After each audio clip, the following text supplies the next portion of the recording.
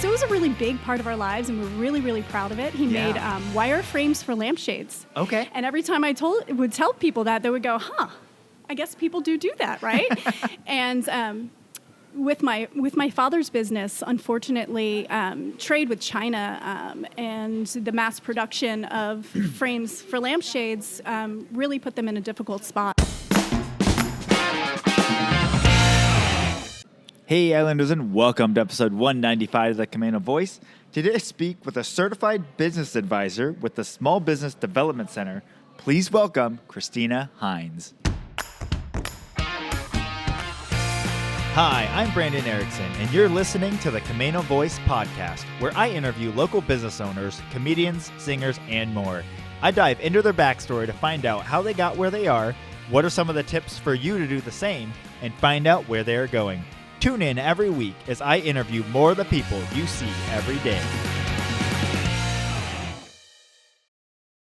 Hey Islanders, and welcome to another episode of the Camano Voice, where we release a new episode every Tuesday.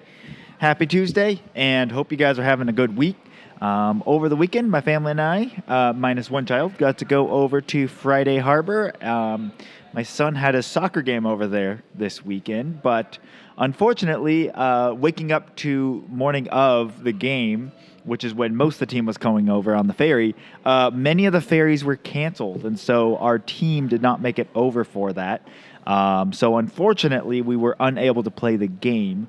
But still had a great weekend over in Friday Harbor. If any of you guys are looking for jobs, I hear the Washington State Ferry is hiring. They did not have enough crew to staff. So if you're looking for a job, there you go. This message is paid for by the Washington. I'm just kidding. It's not really. I just wanted to do that. Anyways.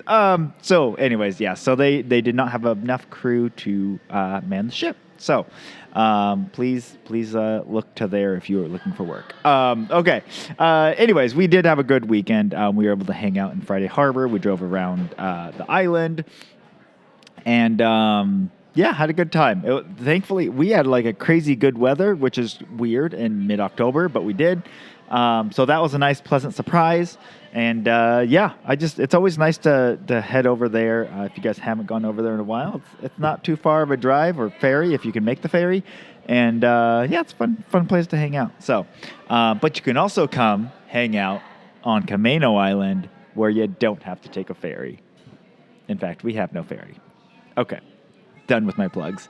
All right, here's my conversation. So I got to talk with Kristina Hines, who, like I mentioned before, she's a certified business advisor with the SBDC, or the Small Business Development Center. And she will work with you on marketing, on business plans, on all sorts of other things for free.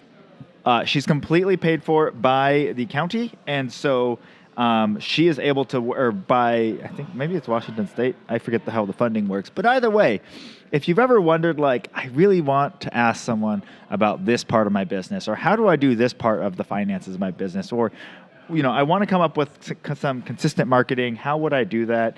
And you're a small business, so you probably can't pay thousands and thousands of dollars to get someone that can actually do that on a professional level.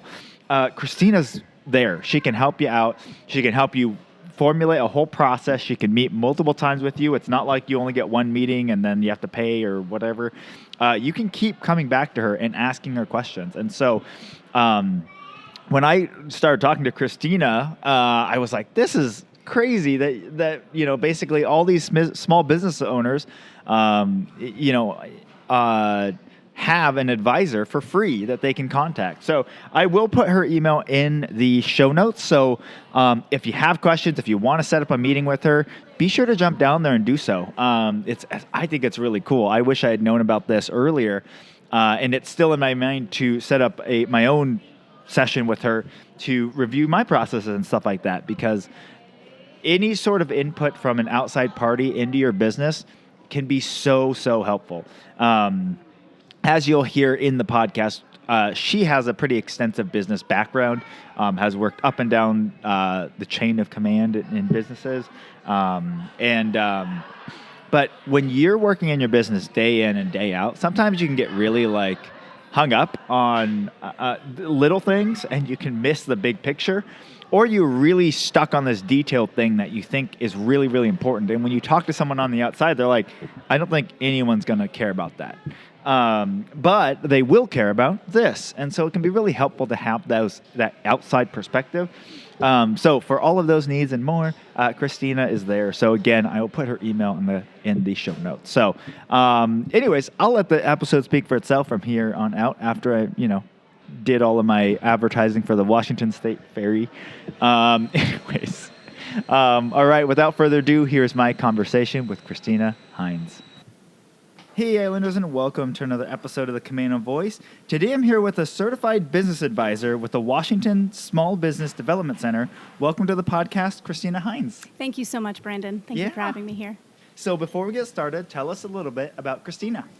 Okay, so Kristina is a New Jersey transplant in the state of Washington. My husband is active duty. We've been in Washington State for 4 years now, a little over 4 years actually, and plan to stay here. My husband has another tour here, and then it's retirement. Okay. So big things coming up. Yeah. Big changes. So awesome. So what was it like for you growing up in New Jersey? Well, it was a wonderful experience. If you haven't been to New Jersey, I haven't. Beaches are I know it sounds crazy, but they're some of the best in the nation. And I always preface this with, I'm from the southern part where the farms are. So I grew up in farm towns, very small towns, similar to Skagit County towns, actually. Okay. Very tiny, that just exploded with growth in the 80s. Yep. And became a very big traffic mess now, but very nice area to live in. And go back once a year to visit my family, and actually just got back from visiting. So it was a nice little place to go to for a little bit. Less, a lot of traffic there and less here. So I appreciate living in a rural town. Yeah, for sure. How was the smoke and everything? Because I know all of the East Coast kind of got smothered in it. Yes, so it wasn't bad. Okay. Right now, it's not bad at all. It was absolutely gorgeous. We had a couple storms roll in that were pretty gnarly. Yeah. The storms are getting crazier there. Mm-hmm. Lots of wind. Yeah. Really strong winds. Yeah. But we don't get that many storms out here, so it was kind of a treat to us to have some thunderstorms. Yep. Yeah. Nice. Very cool. So, did you grow up all of your childhood in New Jersey, or were you kind of moving around during that time as well? I did. So I grew up in New Jersey until I was 18 and went off to college. Okay. I went to the University of Delaware, a short 45-minute drive away. Okay.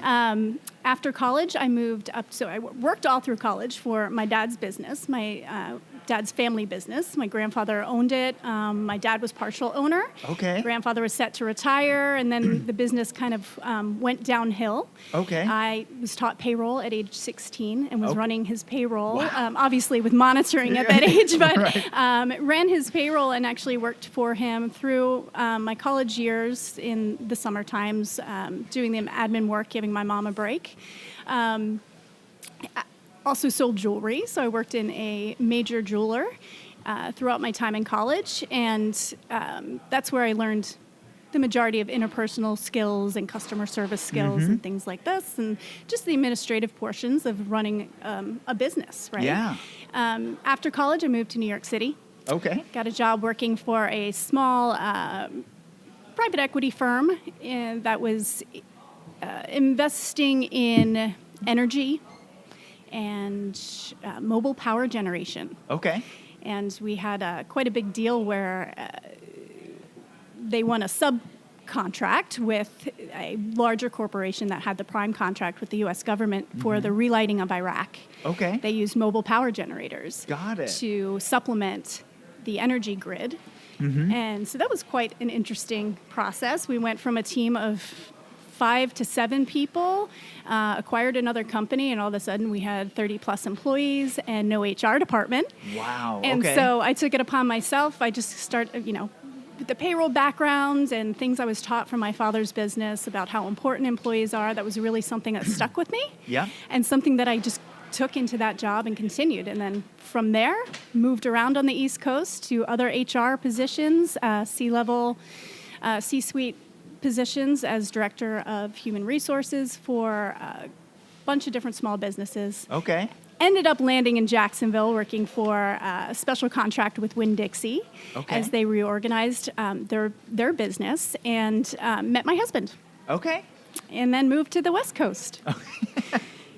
Very cool. So when you were in as a kid growing up, was business something that was interesting, like an interest point for you, or was it just a way of life? Because in a small business, you're kind of wrapped up in it. I think I got a good view of what it was like to work for somebody else and what it was like to own your own small business. Yeah. My dad's business was very prominent force in our lives. We were kind of always there. My mom worked there. My dad worked there. My grandfather worked there. My grandmother worked there at some point. My uncles worked there. My brothers. So it was a really big part of our lives, and we're really, really proud of it. He made wire frames for lampshades. Okay. And every time I would tell people that, they would go, huh, I guess people do that, right? And with my father's business, unfortunately, trade with China and the mass production of frames for lampshades really put them in a difficult spot. Yeah. And there wasn't much you can pivot to when you have one product, right? Right. And back then, there weren't all these artistic ideas flowing. Yeah. And I can remember feeling really stuck. You know, how do I help my dad's business? Yeah. What can we do? And there just really wasn't a way to pivot into anything else. And he ended up shutting down his business, I believe. I want to say I was probably 24 years old, so early in my career. But it was always something that stuck with me. The entrepreneurship, and then even beginning my what I call my real career, moving up to New York City, working for a small business owned by two individuals and their families. It was really something that felt comfortable to me. And then as I moved into more corporate environments, I did learn that where I prefer to work is with small business and in what capacity. And so I knew I'm gaining all this information, right, from being in a corporate position or working for a small mom and pop shop. Now, when I moved out to the West Coast, I thought, as a military spouse, moving around so often, what am I going to do with all this knowledge I have? What type of positions how am I going to leverage this to get my next really high impact position? And I ended up getting my master's degree in mass communications from the University of Florida. Okay. And then I landed a job with Pratt & Whitney in their AeroPower division. Can't even say that. AeroPower division. They make APUs for aircraft and also some missile technology for DoD. Okay. And that was a really eye-opening experience. After that, I had kids, so I took a break. Yep. Took a break. Sort of. It's not really taking a break. Yeah, exactly. Yeah. I worked in a different realm, a completely different realm with babies. And then we moved up to Washington and thought to myself, I have all this knowledge. This job came across with the Washington Small Business Development Center, and it was literally everything I had talked to my mentor about. I had a really great mentor through American Corporate Partners. And we talked about this being kind of a unicorn job. She said, jobs like this don't exist, Kristina. And I'm like, but it's got to, right? I got to do something with all of this. Yeah. And I started working for the Washington Small Business Development Centers in October of 2019. Okay. Wow, what a time. Or 2020, excuse me. Okay. 2020. Nice. Yeah. Very cool. So, so as you've kind of done, you've worked the gambit of kind of like small business to corporate. I always ask people this because I think in the small business realm, there's a little bit of a stigma against like corporate because like, oh, it's big and they're just these corporations. But one thing that always interests me about them is that they function as an organization at such a size that most small businesses can't fathom. Right. Like we're running around still trying to tell our one person to go empty a garbage can. And then there's this corporate level that they are doing things on these massive scales. So what are some of the biggest lessons you've learned through working with companies, corporate companies? I think some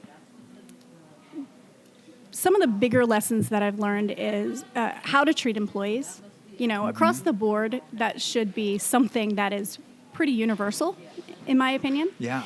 And getting that experience of really getting to dive deep into human resources, what that means for an organization, what being able to influence policy. A lot of times we see in the corporate world that policies can be kind of against the employment relationship almost, where we see small businesses really trying to value those relationships more. And in my opinion, it should be a universal treatment of employees. Right. Also the financials, right? So budgeting. Some of the bigger pieces to running a business came from my corporate experience of building a budget. You might look at a corporation and say, this is gigantic, but we're building budgets department by department, and then somebody's collating those. So the experience of learning how to read financials, understanding what they mean, understanding the big picture of how one action can impact you down the line, I think are some of the more important takeaways. Also customer service, right? So how to speak and communicate appropriately with your customer base, I think is really important. And that's something that was just inherently taught through the corporate environment, in my opinion, anyway, through my experience. Yeah, nice. Very cool. So on top of working in small business and corporate, you've also done a lot of volunteer work. Can you tell us about the different types of organization stuff that you volunteered with as well? Yes, absolutely. So one of the bigger pieces that I'm very, very proud of, about a year and a half ago, the America's SBDC, who is the accreditation organization for Washington SBDC, and it holds the accreditation for every SBDC across the state, across the country, excuse me. They asked for a chair person. So we have 3 of us that are co-chairs of the America's SBDC Veterans and Military Spouses Interest Group.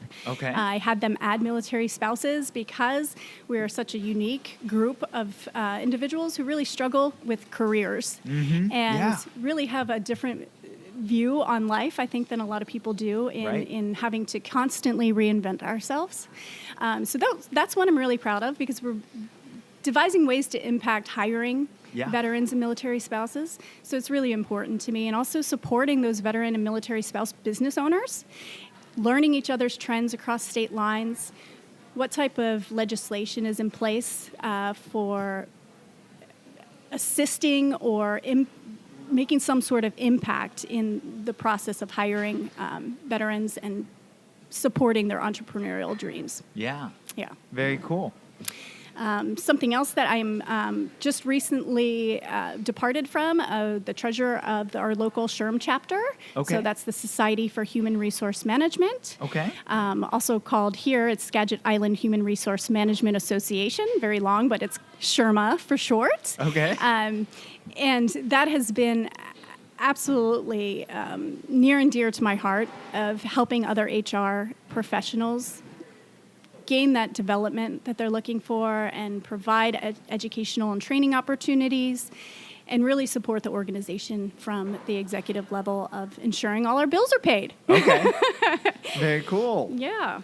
Awesome. So as you're working in nonprofits, and then you also have a foot in the business world, how have these kind of tied in together? So they intersect in that, nonprofits doing their business still need to abide by the basic rules, if you will, of running a business, right? What's so important of tracking your expenses, paying your bills on time? Yeah, no, for sure. Sorry about that.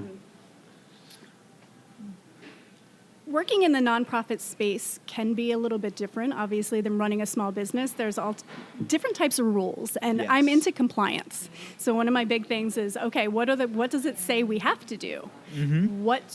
How can we operate within those bounds but still produce something that is grander than what we even dreamed of producing? So I find working with the nonprofits, even getting them started. So I worked with a small group. I graduated from Leadership Whitby in 2022. And worked with a small group we're working to get a nonprofit started to impact mental health awareness and suicide prevention on Whidbey Island. that process has been really important to be involved in, because I have I bring the business side of things. Yeah. Okay, how do we get started as a nonprofit? Yeah. Which was a learning process for me, because I didn't know. Prior to my experience recently, I hadn't worked in a nonprofit or for a nonprofit to know that there's all these other rules and that you have to abide by. But the bottom line is that it's still a business, and you're still running a business. So those compliance factors are still going to be the same across the board. Yeah. Well, and I think that's something that has stood out to me in getting to know working with nonprofits, like with our local chamber, or working with other nonprofits, is that they do a lot of the fundamentals of business are applicable in the nonprofit. Exactly. And they need to function as such. And where you see issues in nonprofits is when they don't. Exactly. You see the same issues when they're not abiding by those fundamentals, or don't have a good support system in place. Right. For running that business. Unfortunately, the SBDC, so Washington SBDC, can't advise nonprofits, which is, it's a whole nother realm too of learning. So it would be very difficult, I think, for one advisor to hop between the two of advising a nonprofit and a for-profit business. But even just stepping your toes into it a little bit, you realize how much in a nonprofit is just as much of a business as any other small business is. Yeah, for sure.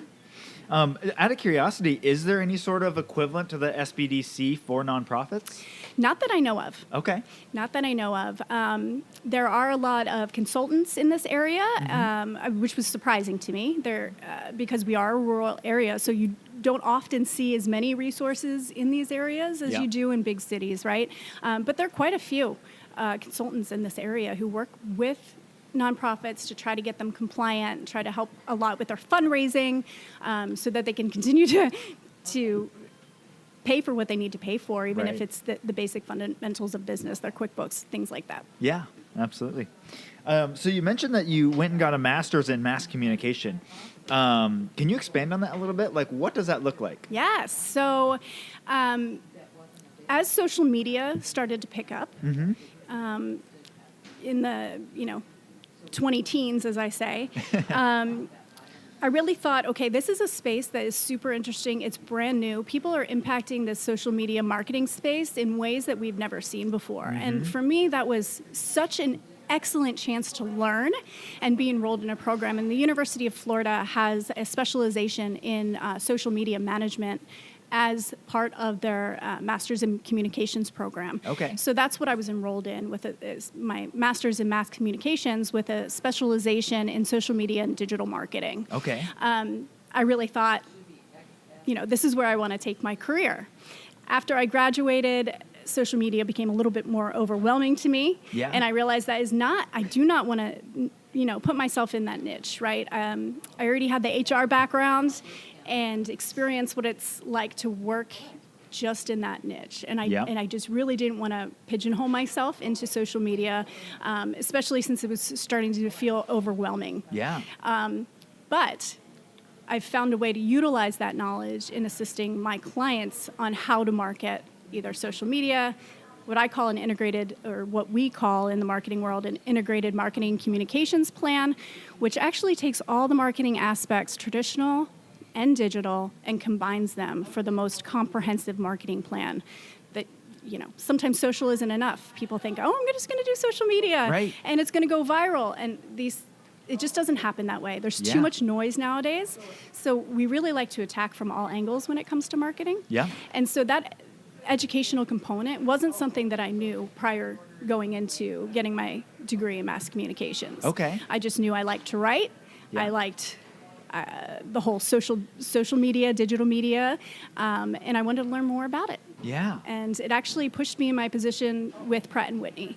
Okay. So that was a big jumping stone for me to try out a communications degree as a communications manager on their executive team for that particular location. Yeah, very cool.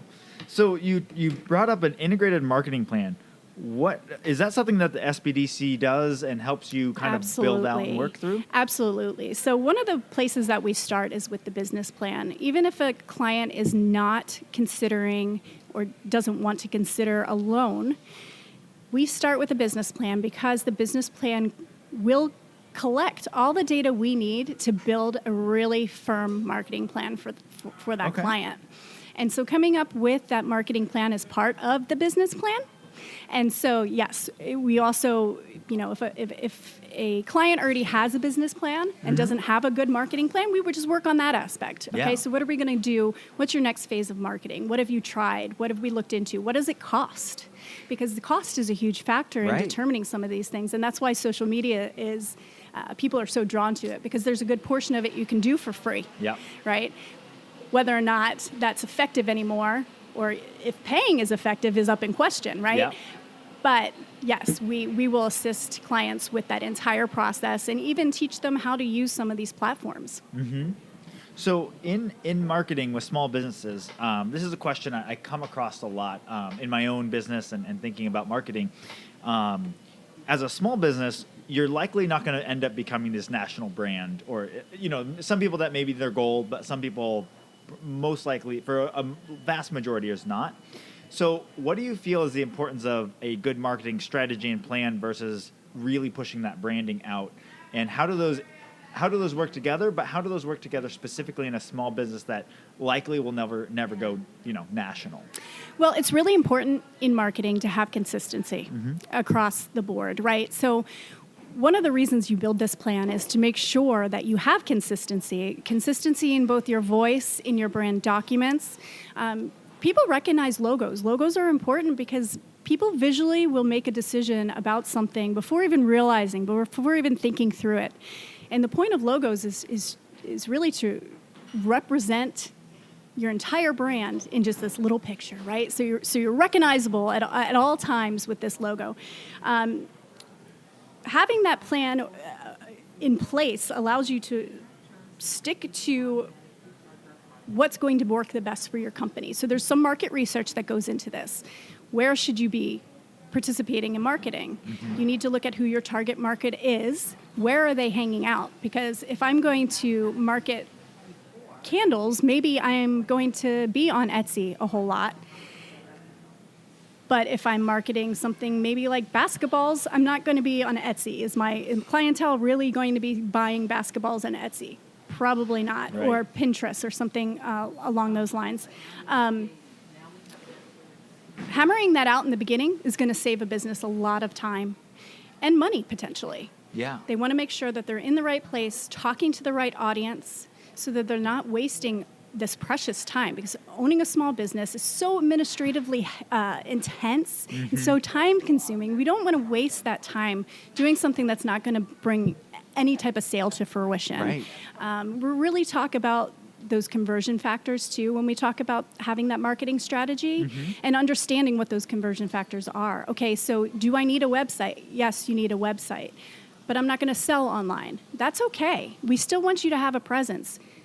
These digital pieces, these digital marketing pieces, produce validity for your brand.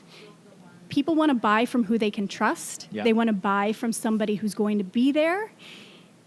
And building that marketing plan produces that comfort level for the customers or future clientele. Yeah, very cool. Yeah, and I totally agree with that in the sense that the amount of businesses that will send you an email like, hey, would love to sell our product there, would love to do this. And you're like, oh, great, send me your website. Well, I've only got a Facebook. Yeah. You're like, I don't know that I want to do business with you. Yeah. Yes, exactly. And that's why it's important, because bringing this all together, all the pieces together, and being everywhere so people can find you anywhere is really important. And going through that, hammering out that plan is what's going to keep you on track and not wasting that time, not wasting that energy and money on the wrong spaces. Yeah. Pretty much. Very cool. Yeah. So in that, because I'm assuming you probably work with a lot of Main Street businesses or brick and mortars and things like that. How do you see them as far as, because a lot of them don't have online as far as sales or things like that. Right. How would you say the best way for them to understand if their online marketing and social media marketing is having an impact or not? So there are ways to tell by how many followers you have. You actually have tracking systems built into a lot of these digital platforms that allow you to see, like you've heard of Facebook Insights.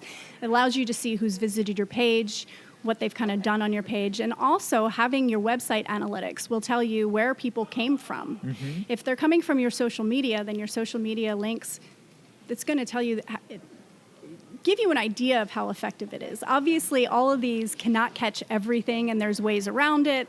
There's the bounce backs of people who click through and then bounce right back out because maybe that's not where they wanted to be.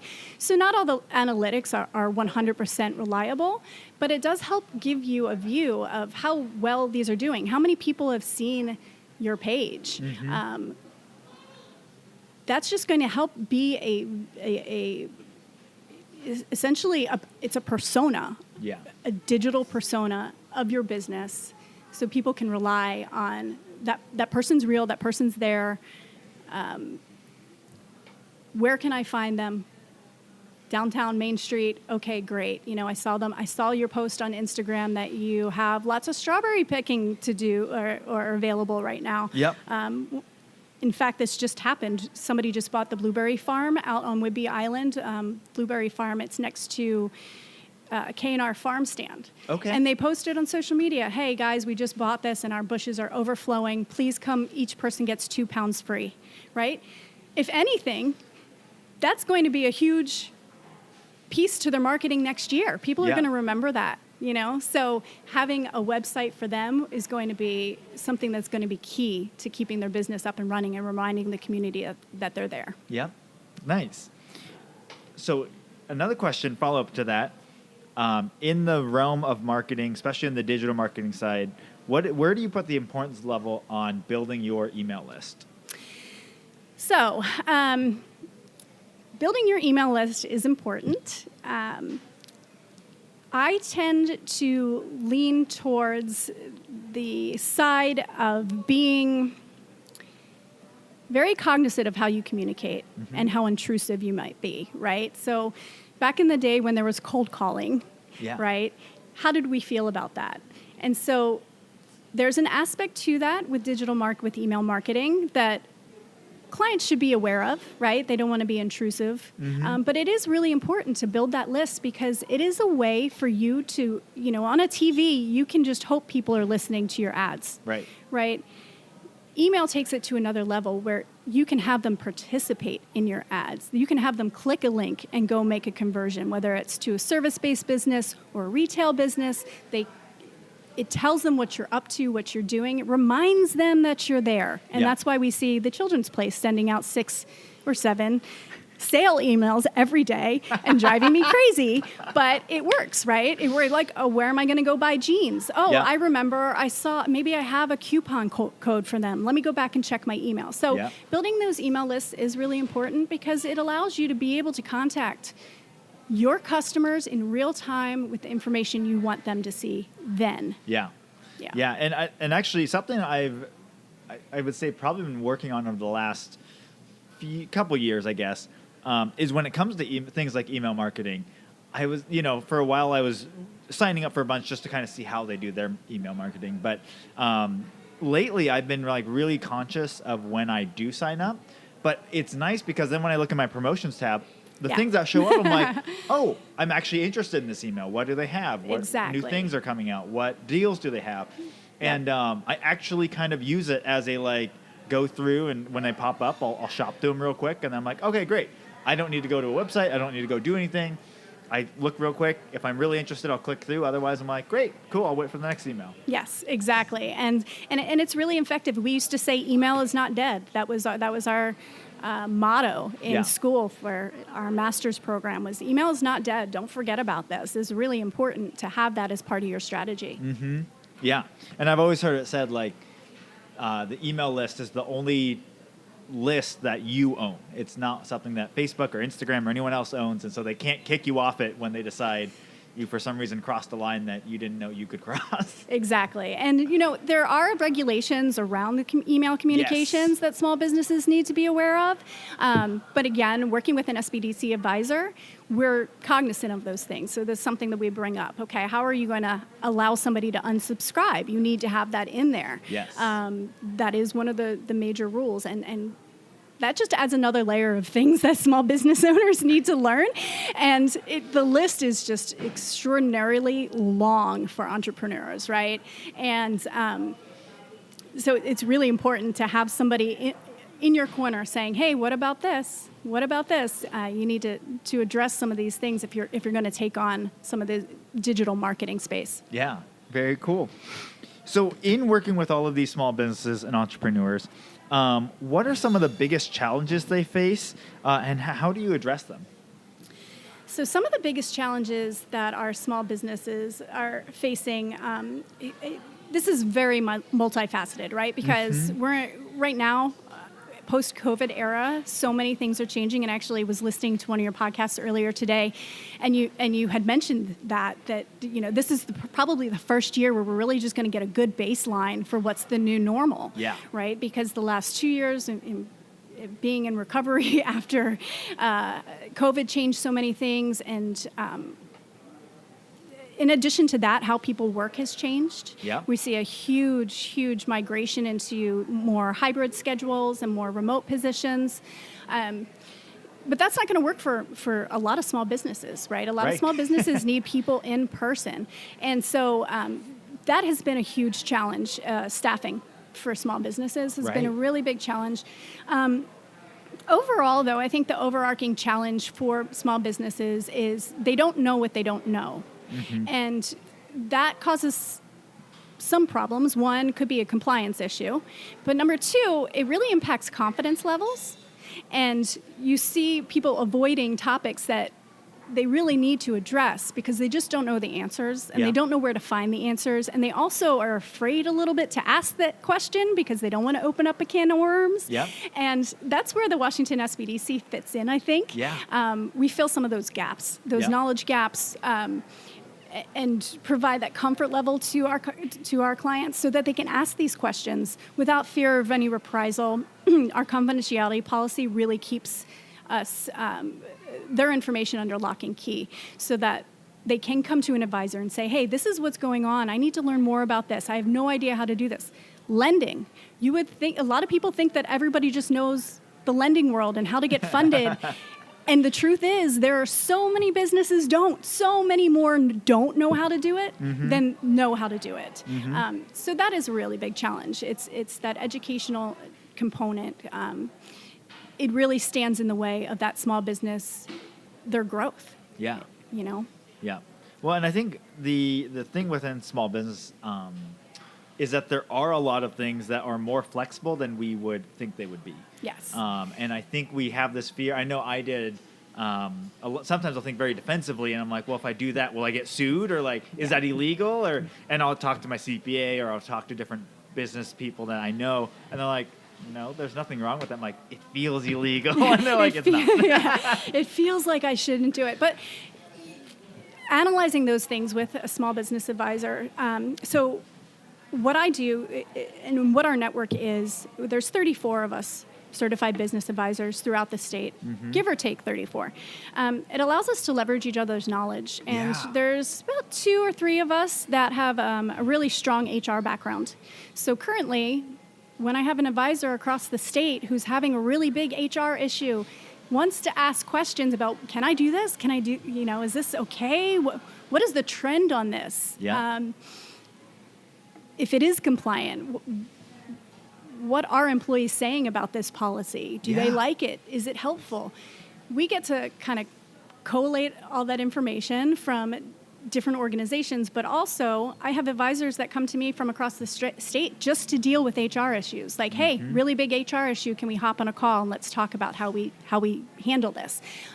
So it's a really cool network in that sense that we are actually a network, being able to leverage each other's knowledge. And if I don't know something about farming or restaurants, I'm going to go and ask another advisor to hop in a co-advising session to be able to give that knowledge to my clients. Yeah, that's very cool. And I think HR is probably one of the stickiest, It's things sticky. that you have to deal with because there's people involved. And I've heard it said by one business guy that says, business is simple until you get people involved. Yeah. Yes. And everybody's different. So you're dealing with a host of personalities, Yeah. a host of different life experiences. Yeah. How people interact with each other can be different. And then we have compliance pieces too to worry about. Yep. Then we have trending, right? So how do we compete with each other? What are the other local businesses doing to retain staff? Right. How are they handling health insurance? It's so expensive. All of these little pieces have to fit together under the realm of HR. Yeah. And it can be really difficult to navigate that alone. Yeah. Well, and that's something when I've talked to either my team or different small business owners, and is one, we have to come to the realization that we cannot compete with the large businesses, retailers, McDonald's, some of these. Yeah. I've been asked before, like, hey, well, I just heard that McDonald's is hiring for $22 an hour with benefits and education. And I'm like, yeah, absolutely. Yep. And we will never be able to compete with what they're doing. Yeah, and that is super, super difficult. It took an especially forefront position right after COVID. Yes. When there was this mass just exodus of people from the job market who decided to retire early. Also people changing jobs into more flexible positions that worked for their lifestyles. It also brought to the forefront that this life is ours, right? It's time to live it the way we need to live it, want to live it. And so that all funneled into staffing issues. And then when we see these larger corporations being able to raise what they're paying minimums, what type of benefits they're offering, it really does impact our small businesses locally. Right. Yeah. One of the things I've stressed when I've talked to either my team or other businesses is the fact that the difference what we offer as a benefit to our team is that they are working with the owner, is that we are training them in skills that they could take to a bigger group or whatever, and they'll be able to take those skills with them, and that we really care about each and every one of them in how we're doing this. On that flip side, you see some of these big companies, corporations, where people are just a number on a page, and so laying off 10,000 people is just a number on a page. Exactly. And small businesses are in a really unique position to be able to take what we call corporate responsibility seriously at a small business level, right? Yeah. Providing training opportunities, providing learning opportunities. As a small business, you have the ability to let people see how a business is run. Yeah. You have and whether or not it's to enhance their career moving forward in a corporate space or an entrepreneurial space, you are adding to a better society as a small business owner, teaching business fundamentals to your employees. Yeah, absolutely. So as you worked with a lot of different small businesses, like startups or established businesses, or specific industries, how do you kind of approach each one differently? So I look for similarities. Okay. Right? So first you look for similarities. How is this business like another business that I've worked with? In what ways? Right? So what we're getting at is obviously there's going to be compliance pieces that are going to be the same across the board. And then in different industries, there's different compliance pieces. So it's really important when I have a new client in an industry that I'm not super familiar with. It's a lot of background work to learn that industry, to learn what type of rules and regulations we need to be aware of. So if we have a contractor that comes to me, I need to know, okay, how do we get this person compliant and get their licensing correct and with labor and industries? How do we make sure that they can continue their small business as they move forward and grow without any type of mandatory fines or any type of trouble, right? Yeah. So for me, it's one of the most interesting parts of this job. I love to learn new industries. It's something I haven't seen before. It's a little scary because, what do I do? What do I know about this? Okay, time to learn. So this SBDC allows us to have that professional development time to really be able to learn the industries in which our clients are participating in. Yeah. Yeah. I think what's been interesting to me as I've looked at different businesses, I think one great thing that I think a lot of small businesses should do, even if they're not in a position to do so, is to look at sites like Biz Buy Sell, or look at these businesses, because you start seeing models. You start seeing how, okay, this type of business in this industry, you're going to have some sort of cash flow, and it's going to kind of look like this. Yes. If it's running healthy. And then I think it's really helpful, because then you can start comparing it and contrasting with your business and your numbers and saying, oh, I'm out of whack here, or I'm doing much better than the industry average right here. So something's going right. Exactly. And I have clients that come in sometimes and say, oh, well, this is supposed to be at 20%. And I'm at, 10. I'm doing really well. But that doesn't necessarily translate. So just looking at percentages of what a typical small business will do in, say, wages or just general overhead expenses is not going to be the same, or rent across the board. So it's really important to know that there's differences, and you can migrate as long as your cash flow is still really healthy. Mm-hmm. And obviously we try to shoot for what is typical, but what we find is that a lot of industries are not typical. Yeah. So it's really something that needs to be hammered out through profit and loss statements, and that's one of the things that we go over with clients, is sit down and read their profit and loss statements, teach them what it means, teach them what the difference between their net profit is and cash flow. You have a lot of seasonal businesses in this area, which makes it really, really important, especially on Whidbey Island, to understand your cash flow and what's going to happen in those months where the summer slows down. Yeah. How to conserve that cash to be able to afford those other months. Right. So in that, because obviously Camano and Whidbey they're tied by county, and they're separated by lots of land and roads. Yes. But from a tourist and stuff like that, they are similar in a lot of ways. Yes. For those seasonal businesses, especially for people on Camano, there's a lot of mom and pops or brick and mortar stores here, and they see that kind of ebb and flow. Right. How do you talk with them about that, that January month where it's always in the red no matter what you do? There's no budgeting that fixes that. And how do you kind of work through that piece with them when they're going through that? A big piece is going to be just conserving that cash from the summertime and being, or the season, whether or not it's summer or not, but conserving that cash, making smart decisions during their busy seasons so that they have enough cash to cover those months that are in the red. And also looking into other revenue streams that may be considered to bring up some more revenue in those slow months. Mm-hmm. Obviously, that's not possible for all businesses. Right. But it is something that we encourage small businesses to look into. Think outside the box. Yeah. There's nothing that says you have to do it this way other than if there's a law about it. But typically, those revenue streams, they can be added in, and it's just... we give a more holistic view of, okay, so this is what your business looks like in June. How do we ensure that in January you can pay your bills? Yeah, very cool. So with small businesses having these limited resources, both in time, money, all of these things, how do you kind of work with them to help prioritize and balance all of these pieces to ensure that they continue to grow and they remain sustainable? So we basically work through that business plan first. Okay.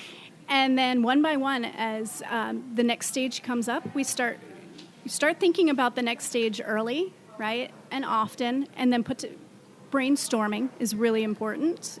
Throwing spaghetti at the wall is a process that I think is necessary for achieving growth. Mm-hmm. Going into that next stage, looking at where do they want to go, right? What's that going to cost them? Yeah. What could it possibly gain them? And putting those numbers on paper, taking our best guess, doing some market research to support those best guesses, right? Yeah. To try to produce the best projection we can. for their growth, to be able to guide them to make those impactful decisions. But I think the education that they receive working with an SBDC advisor puts them in a position to be able to make those decisions on their own much better, because they start thinking, they're not staring straight ahead anymore.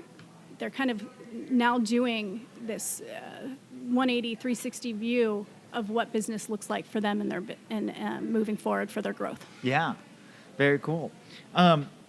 Something that my dad has, so my dad was a serial entrepreneur. He started this business and the coffee roasters next door.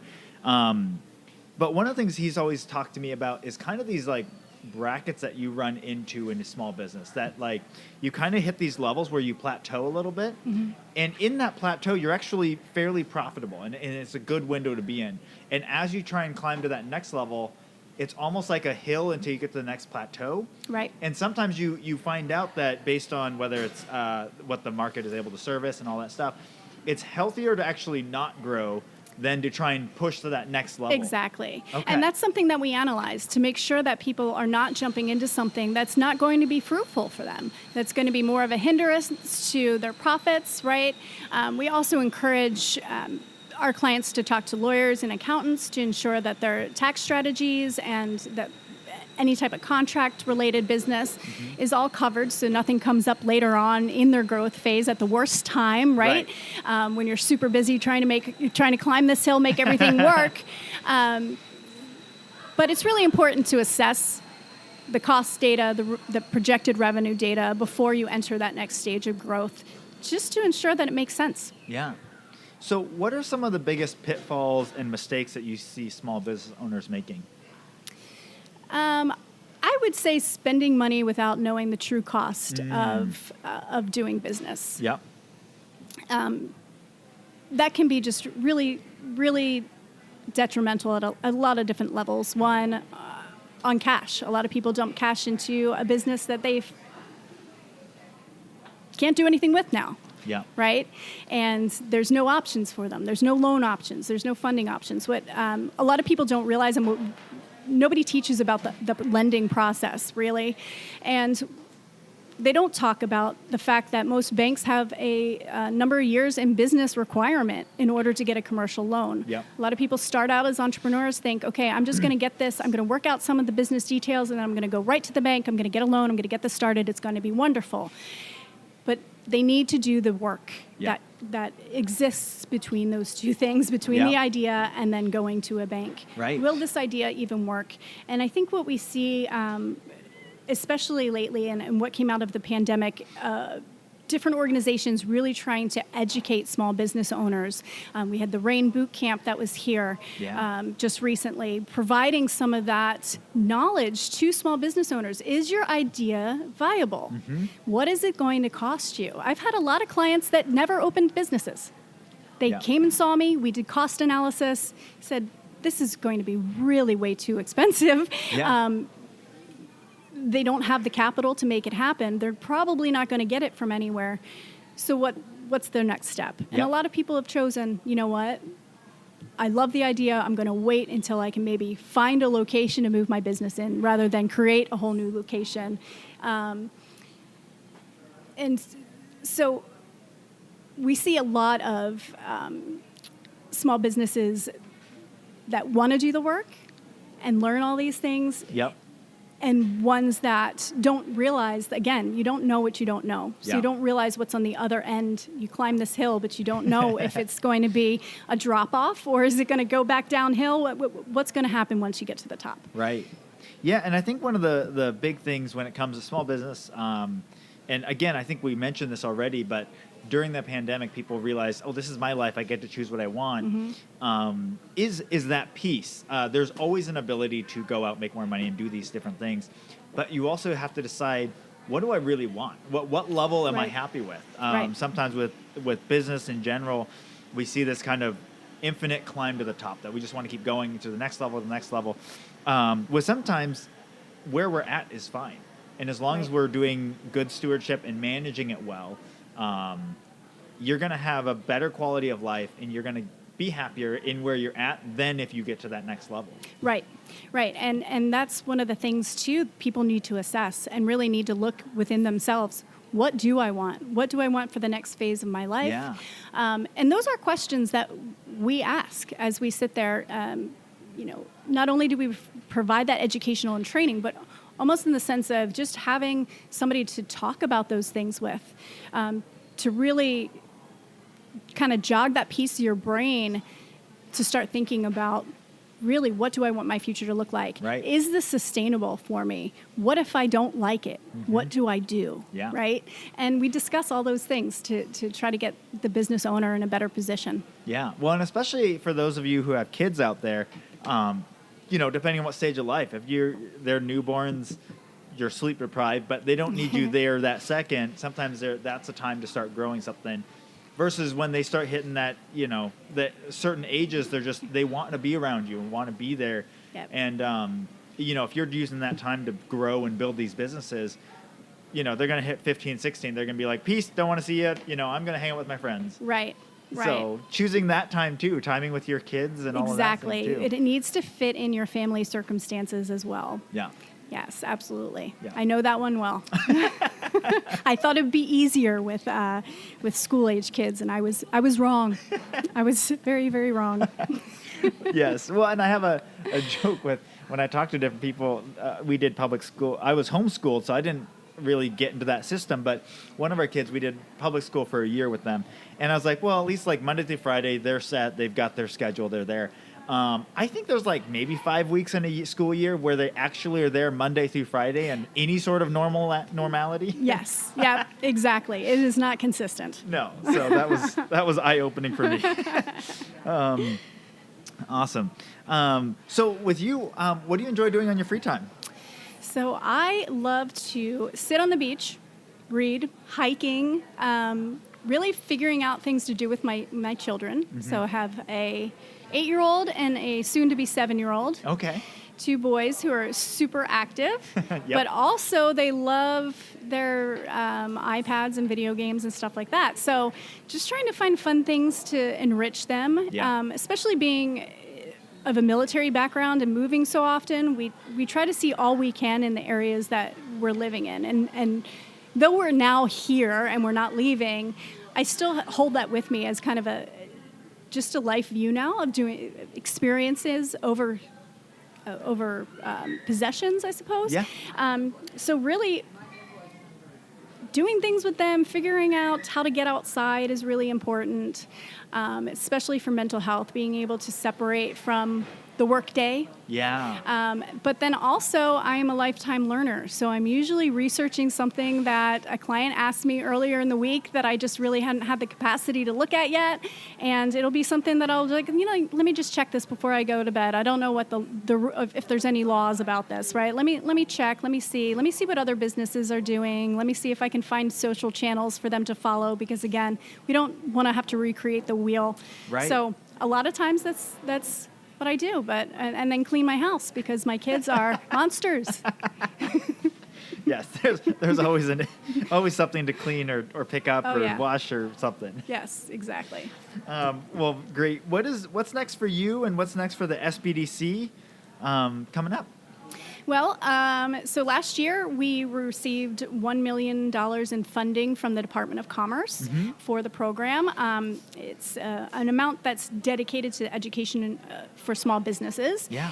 So we were lucky to get that, and I believe that's something that they're trying to work through again this year, which is just amazing to have the support of the state as well as we continue this journey. So SBDC has actually been in business in Washington since 1980. It was born with the Small Business Act, and we've been here as an educational training arm of the U.S. Small Business Administration since then. Okay. The Economic Development Council for Island County brought this program here to Whidbey and Camano in 2020. I was actually the first advisor to have an office here and be able to call this area covered 100% by a dedicated full-time advisor. We're just going to keep on learning and keep on teaching our clients. That's really where our sweet spot is helping small businesses make impactful decisions. Yeah. Whether or not it's related to growth, whether or not it's related to lending, funding, whether or not it's related to staffing issues, HR issues. We are there to help people make the best decision possible for their business and their circumstances. Yeah.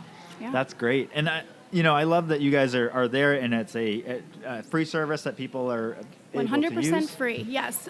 So the way that we continue to get paid, so I'm a full-time employee, so I'm not a volunteer. I get paid to do this. The way that the program is funded is through surveys. So that's the only thing we ask of our clients is 2 surveys a year get sent out, asking them questions like, did you have an increase in sales since working with an SBDC advisor? What do you think of your SBDC advisor? Did you get any capital funding? So were you able to get a loan, or did you have a big injection of cash from your personal from the personal side of things? These numbers, without any identifiable data, is sent to SBA and Department of Commerce in Washington State to prove to them that we are working, we are doing our jobs.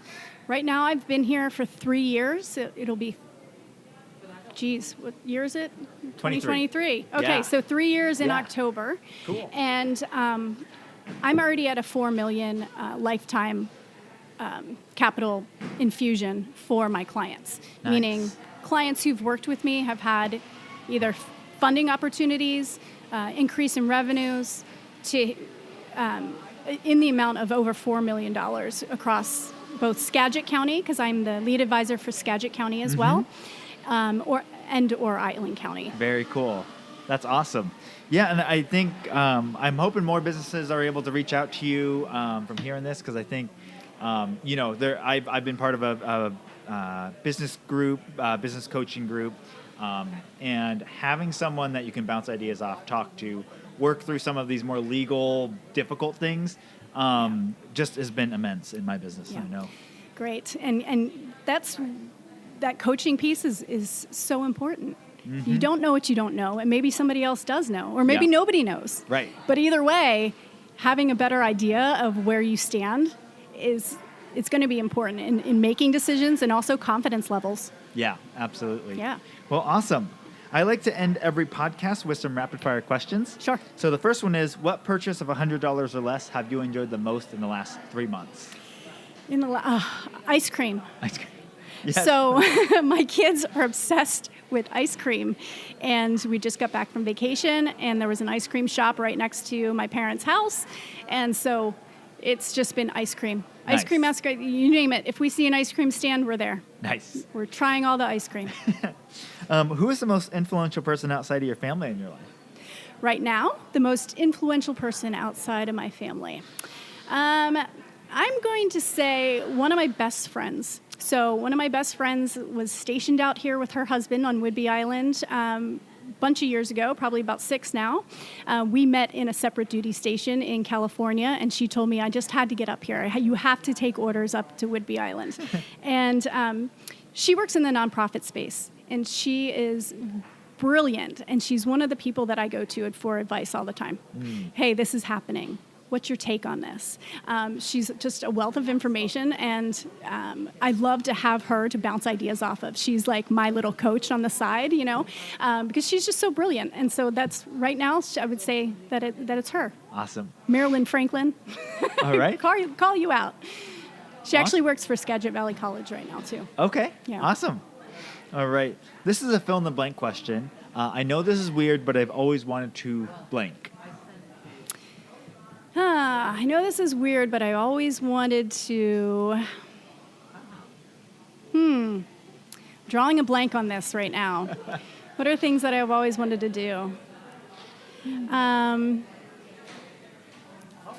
always wanted to visit Romania. So my family is...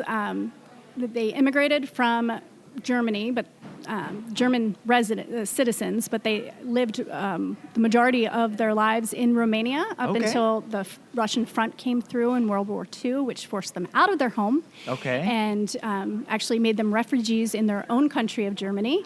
But they lost that home, and the story is just phenomenal of their story of surviving the war.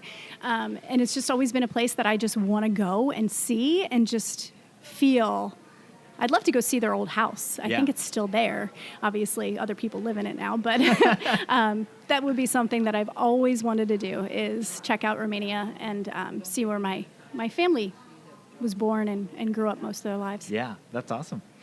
All right. Who's an interesting or fascinating person that I should interview next? Ooh, an interesting or fascinating person. Let's see, that you should interview next. Let me think about this. Yeah. And if you don't have someone, you can also send it to me afterwards. Okay.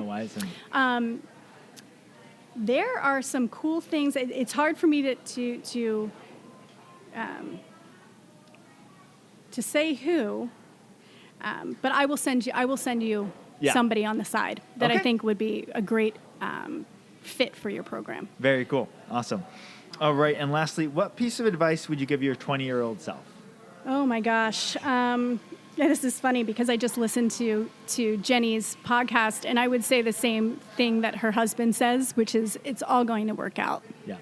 Relax. It's all going to work out in the end. And so that is something that I've struggled with. I'm a worrywart. I worry about everything, and I'm really trying to rein that in. So that's what I would tell I've gotten good control over it over the last couple of years, but as you know, when you're 20 years old and you're about to graduate college and there's this huge big world out in front of you and it's so overwhelming, I would just say enjoy it. Try to enjoy it and just know that things are going to work out. Yeah. Awesome.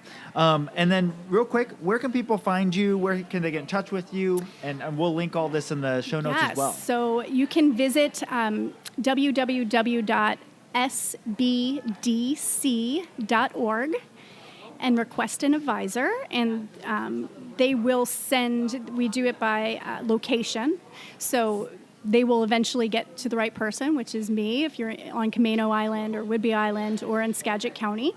You can also email me at Kristina, and that's with a K, so Kristina.Hines at WSBDC.org. Or you can email the Economic Development Council of Island County, and Sharon Sappington, who's the executive director, will ensure that that message gets to me, as well as our friends over at the Economic Development Alliance of Skagit County. Mm-hmm. They will also be able to get in touch with me. Okay. So there's multiple ways to find me. Awesome. Well, thank you so much for taking the time to join me on the podcast today. Thank you so much, Brandon. I appreciate being here. Yeah. All right. And Islanders, I will talk to you on the next one. Well, a big thank you to Kristina Hines for joining me on the podcast today, and thank you for listening. If you haven't already, be sure to rate, review, and subscribe to our podcast on your favorite podcast platform. It really helps us be found by other Islanders like yourself. And again, I have put Kristina's email in the show notes below, so please reach out to her. She is absolutely free for business advising, and so use your resources, save that money, and reach out to her. So, thank you guys for listening, and I will see you next time.